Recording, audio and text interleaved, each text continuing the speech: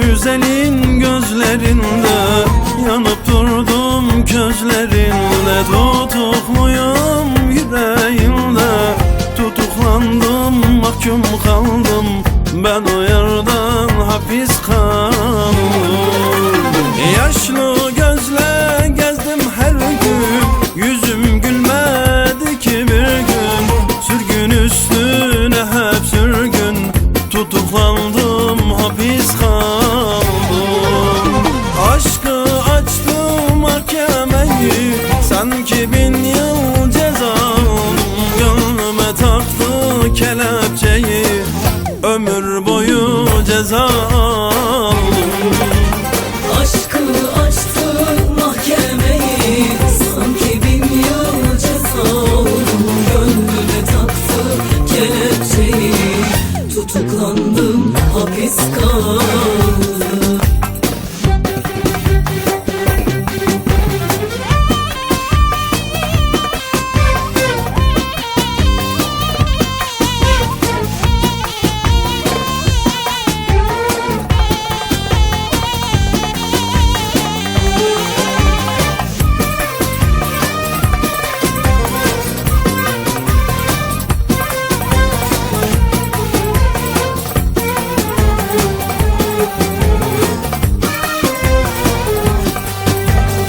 Nedir bu bitmeyen zulüm, yaşadım her gün ölüm.